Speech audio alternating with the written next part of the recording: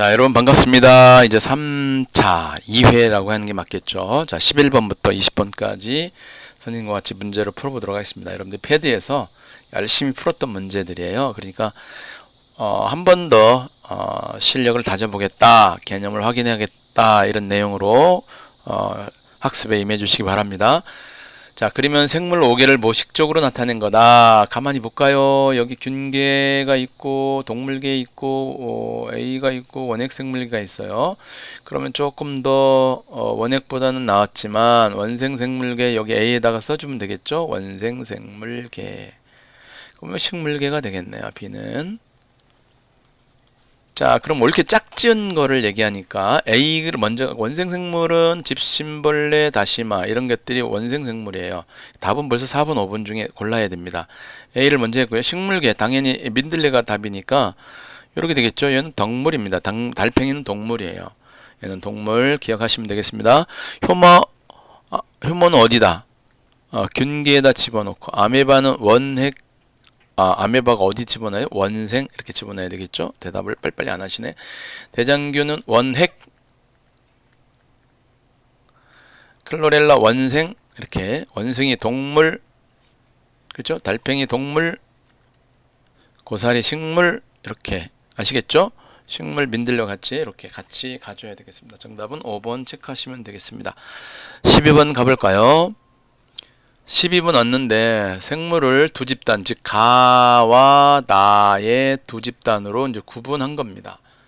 가는 가만히 보니까 이 세균, 뭐 대장균, 그러니까 원핵 생물계 이렇게 하면 되겠죠. 뭐 버섯 효모는 이게 여기는 균계 이렇게 하면 되겠죠. 이렇게 원핵 생물계와 균계를 분류하는 건데 이 두 무리가 섞여 있다. 그럼 분류한 기준으로 옳은 것을 물어봐라. 적절한 거. 그럼 균계와 원핵 생물계를 구별하는 거는 뭐냐면 원핵 세포냐 원핵 세포가 아니냐 이렇게 구별해 지어야 될 것 같아요. 원핵 세포가 뭐냐면 핵막으로 핵이 둘러싸여 있느냐 없느냐 그런 차이이기 때문에 우리는 5번으로 밖에 구별을 할 수가 없어요. 그죠? 남색인 광합성 합니다. 효모 버섯 못하니까 그럼 구별이 되는 거냐? 대장균이 광합성을 안 해요. 그러면 안 된단 말이죠. 세포벽이 있느냐? 이것도 안 됩니다.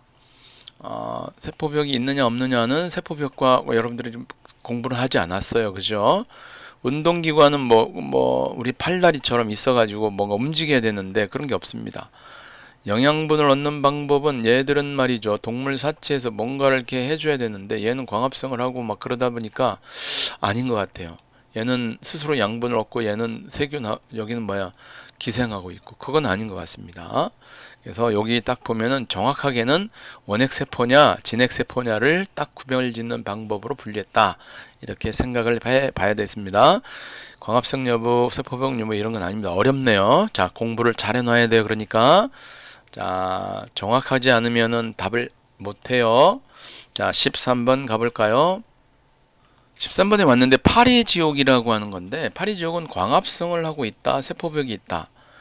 파리지옥은 냄새로 곤충을 유인한 다음에 곤충이 잎에 닿으면 잎이 닿아서 곤충을 분해해서 먹는다. 마치 동물을 잡아먹어요. 그러면 동물 아닌가? 뭐 이런 느낌도 들죠. 그런데 이제 우리가 분류를 한번 해보겠습니다. 파리지옥을 개 수준에서 분류하면 광합성을 한다. 일단 식물계입니다. 선생님 동물계 아니에요? 근데 동물계라고 하는 거는 운동기관이 있어야 돼요. 예를 들어서 자기가 신경이라든지 근육 등으로 움직여서 이동해서 곤충을 잡아먹어야 되는데 이동해서 근데 지가 움직이지 못하니까 오히려 곤충을 들어오게 유인하는 거잖아요. 그러니까 이게 무슨 얘기냐? 신경과 근육 등의 기관으로 움직이지 않으므로 동물계에 분류할 수는 없다. 그렇죠? 동물계로 분류할 수는 없다. 다만 얘는 광합성을 하기 때문에 식물계로 분류한다. 이게 옳은 설명입니다. 그렇죠? 운동기관이 없어. 그래서 스스로 움직여서 먹이를 잡는 게 아니란 말이죠. 그래서 이런 내용은 우리가 식물계로 분류하고 왜 동물계에 집어넣지 않았냐 물어본다면 신경이라든지 운동기관으로 움직이지 않았다. 그래서 동물계에 집어넣기도 못하다 이렇게 되겠죠. 14번 가볼까요? 14번 문제는 뭐 이제 그 5개 속에 들어있는 생물의 종류들을 알고 있느냐 이런 얘기예요. 아메바 그럼 어디 넣어야 돼? 아메바 원생 생물계 그죠? 원생 생물계 한 개밖에 없네. 딸랑. 버섯 그러면 균계 그죠? 장수풍뎅이 동물계 이렇게 된 거예요. 그래서 여기다 4번 체크하면 되겠습니다. 이건 어렵지 않습니다. 여러분들 이 교과서에 나와 있는 개 정도를 정확히 기억해 주시면 확인할 수 있는 문항이 되겠습니다. 15번으로 가볼까요? 자, 15번 문제는 이제 클로렐라 듣지 못했어요. 유골레나는 우리 책에 나와 있나요? 자, 남세균도 나와 있죠. 근데 이제 얘는 원핵 생물계고, 그죠? 원핵. 얘들들은 원생 생물계에 분류합니다. 근데 얘들 같이 이게 놨다는 얘기는 뭔가 다른 특징이 있을 텐데 그 특징이 뭐냐? 클로렐라하고 유글레나는 어떻습니까? 원생 생물계에서 광합성을 합니다. 남세균도 원핵 생물계에서 광합성하는 겁니다. 얘들은 그러니까 공통적인 특징은 광합성을 하는구나. 이렇게 찾아내면 됩니다. 자, 원생과 원핵을 구별했다는 것은 핵막이 있을 수는 없는 거예요. 그렇죠? 운동성이 있느냐, 동물이냐, 뭐 이런 것도 아닌 것 같습니다. 남세균, 유골레나 뭐 비슷한 클로레는 식물 느낌이 있어. 식물 느낌이 나. 운동성이 있는 게 아니에요. 그럼 단세포 생물이다. 요게 공통적인 특징이 아닐까요? 단세포. 세포가 하나밖에 없는 단세포. 그래서 우리가 니은과 리을을 골라주면 되는 문항입니다. 광합성을 하고 단세포고 이렇게. 그래서 니은 리을을 고르면 이제 4번을 골라주면 되겠습니다. 자, 이제 16번으로 한번 가볼까요? 자, 16번은 이제 분류 기준에 따라서 생물들을 분류하는 걸 지금 보고 있습니다. 핵막으로 구별되는데 얘 했으니까 얘는 진핵이죠. 얘는 아니요 했으니까 원핵 세포가 들어갑니다. 자, 그럼 이게 원핵 세포의 원핵 생물계는 누구 있느냐? 세균류니까 여기 가는 남세균 넣어야 됩니다. 남세균. 모든 세균, 박테리아는 원핵 세포니까 여기다 집어넣으면 됩니다. 나머지 이제 가봐야 돼요. 단세포 생물이냐? 단세포 생물이다. 예, 나머지 것들 중에서 단세포는 아메바밖에 없습니다. 아메바. 그러니까 아메바는 지금 단세포이면서 원생 생물에 들어가는 거니까 나는 아메바를 체크해야 돼요. 남세균 아메바 딱 골랐더니 남세균 아메바 지금 나와 있는 거는 이거밖에 없어요. 와, 답이 벌써 4번이라는 게 나와 있어요, 사실은. 그러면 균사로 이루어졌느냐? 균사로 이해하면 균류의 균계에 들어가야 되니까 광대버섯 여기 집어넣으면 됩니다. 광대버섯. 그러면 아메바 체크했죠? 이게 지금 지멋대로 날아갔어요. 아메바 체크했죠? 광대버섯 날아갔죠? 이제 그러면 두 개만 남았어요. 민들레와 지렁이. 광합성 하느냐? 예 하면 이제 식물을 해야 되니까 민들레가 식물계니까 민들레 여기 오면 됩니다. 마에는 지렁이가 이제 동물이 되겠습니다. 해서 우리는 16번이 4번으로 체크를 해줄 수가 있는 문제가 되겠습니다. 고생했고요. 17번으로 한번 가보실까요? 자, 17번은 16번하고 이어지는 문제인데 요 마에 해당되는 거에 대한 얘기인데 아까 지렁이였죠. 지렁이 동물입니다. 자, 동물계에 관한 특징 설명으로 옳은 걸 물어봤는데 동물은 어떻습니까? 남의 것을 잡아먹어서 본인이 이 영양분을 삼는 거예요. 영양을 자기가 생산해내지 못해서 남을 잡아먹으면 소화를 시켜야 되니까 소화기관이 있어야 되고 잡아먹으러 움직이려 가야 되니까 운동기관이 발달할 수밖에 없다. 바로 답이 2번입니다. 간단하게 우리가 동물계를 생각해 볼 수 있어요. 모두 단세포다. 이건 모두라는 말이 지금 이게 말이 안 됩니다. 그리고 뿌리줄기 이거는 뭐 영양 같은 경우는 식물계를 얘기하는 거예요. 알겠죠? 세포 내에 막으로 쌓인 핵이 존재하지 않는 이건 원핵 생물계를 얘기하는 거고요. 세포 내에 핵이 있으면서 식물계, 균계, 동물에 속하지 않는다. 이거 원생 생물계를 얘기하는 겁니다. 그래서 우리는 2번 동물계의 특징 잘 살려서 소화를 시켜야 된다. 운동기관이 있어야 된다. 기관이 발달했다고 그러니까 이런 기관들이 있다라는 것을 알면 되겠습니다. 17번까지 했어요. 18번으로 가볼까요? 자, 18번은 생물 다양성을 보존이란 단어는 보존해서 다음 세대까지 전해줘야 된다는 의미의 보존이란 단어라고 그랬어요. 이렇게 해야 되는 까닭 옳은 것을 뭐냐? 그럼 가볼게요. 지구상의 모든 생물은 그 자체로 살아갈 권리가 있다. 당연하죠. 당연히 보존시켜 줘야 되겠죠. 그 다음에 먹이 사슬이 단순할수록 생태계가 안정적이다. 단순한 게 아니라 복잡해야 안정한 거예요. 2번은 니은은 틀렸다. 이렇게 말하면 되겠습니다. 자, 인간은 식량, 의약품 등 살아가는 데 필요한 자원의 대부분을 생물로부터 얻는다. 당연히 생물로부터 얻죠.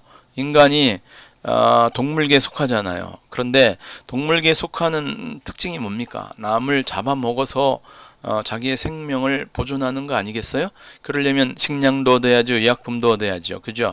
인간은 그래서 식량, 의약품 등 살아가는 데 필요한 자원을 대부분 어떻습니까? 생물로부터 얻는다. 이렇게. 그래서 기역, 디귿을 골라내는 문항이 되겠습니다. 18번까지.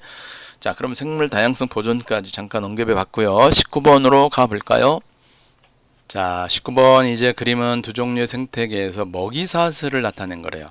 가와 나를 볼게요. 가는 좀 복잡하고 나는 단순하네요. 자, 이에 대한 설명을 옳은 것을 보기에서 옳은 것만을 보기에서 있는 대로 골라라. 가가 나보다 생물 다양성이 높다. 여기에는 우리가 한 표를 던져야 될 것 같습니다. 맞죠? 높습니다. 가와 나에서 토끼가 사라집니다. 자, 토끼가 사라지면 나에선 늑대 살기 힘듭니다. 그죠? 늑대가 별을 먹을 수는 없잖아요. 그죠? 그래서 늑대는 살기 힘들어요. 그러나 가에서는 늑대는 이 토끼가 사라진다 해도 쥐 잡아먹으면 되고요. 꽁도 잡아먹으면 됩니다. 이렇게 해서 먹을 게 많이 있으니까 가는 어떻게 생태계가 안정하게 유지가 되고 있습니다. 그래서 가의 늑대는 생존할 수 있으나 나의 늑대는 생존하기 어렵다. 요거는 맞는 설명이 되는 거죠. 그렇죠? 늑대 여기 나에서는 생태계에서는 늑대가 멸종할 것 같아요. 디귿 나의 먹이 사슬이 단순하면 생태계 안정성이 높은 게 아닙니다. 낮은 거예요. 그래서 디귿은 고르면 안 됩니다. 기역 니은을 골라주는 문제 우리가 이렇게 기역 니은을 고르면 되는 문항이 되겠습니다. 19번. 자, 이제 마지막 문항 20번으로 가볼까요? 자, 20번은 이제 최근 국내 생태계에 영향을 미치고 있는 대표적인 생물을 나타낸 건데 큰잎 베스라고 하는 물고기. 자, 북아메리카의 원산지인 어종인데 국내 양식으로 목적으로 들어왔는데 하지만 이 양식이 중단되자 대량으로 하천에 방류됐어. 그래서 문제가 생겼어. 급격히 번식했어. 일부 토종 물고기 어류들이 멸종되는 사태가 발생했다. 왜 그런지 생각해 볼게요. 자, 북미 원산지인 가시박은 여름철엔 하루에 30cm 이상 자랄 정도로 번식력이 있는 생물인데 농업에 이용할 목적으로 국내에 도입이 됐으나 2000년대 이후 급속히 퍼지면서 토종 식물들이 피해를 보고 있다. 자, 이렇게 큰잎 베스하고 가시박 같은 거를 우리 내 국내종이 아니라 외국에서 들어왔다 해서 외래종이라고 합니다. 외래종. 자, 그런데 이런 외래종들이, 이런 생물들이 생태계를 교란시키는 까닭은 무엇이냐 하면 얘들이 이제 이주해 왔잖아. 이주. 이렇게 이사 왔어. 들여왔어. 이주한 생태계에서 얘네들이 좋아. 자기가 좋아서 다 잡아먹어 버리는 거야. 자기들의 천적이 없어. 그러니까 이주한 생태계에서 외래종의 천적이 없어. 천적이라고 하는 건 먹히는 동물의 잡아먹는 생명체를 우리가 천적이라고 그래. 내가 먹히고 있다 그럼 나를 먹고 있는 생명체를 천적이라고 그래. 이런 천적이 없어. 천적이 없으면 어떻게 돼? 호랑이 없는 곳에 토끼가 선생한다는 표현이 있어요. 그러니까 천적이 없으니까 얘들이 그냥 날개 돋친 듯이 말이야. 토착종들을 잡아먹어. 토착종을 급격히 어떻게 포식해. 야, 배불러 이렇게 포식해서 자기들만 띵하오 해가지고 번식하는 거야.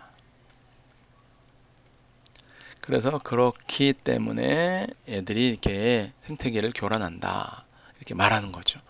자, 이런 것들은 쉽게 애완으로 들여온 것들이 더 있어요. 그런데 키우다가 나 못 키우겠다 해가지고 자연에 방류해 버리면 그런 것들이 천적이 없어가지고 토종의 생명체들을 마구잡이로 잡아먹어서 자기만 이게 번성하는, 번식하는 이런 문제점이 생깁니다. 자, 20번 문제까지 살펴봤습니다. 고생했습니다.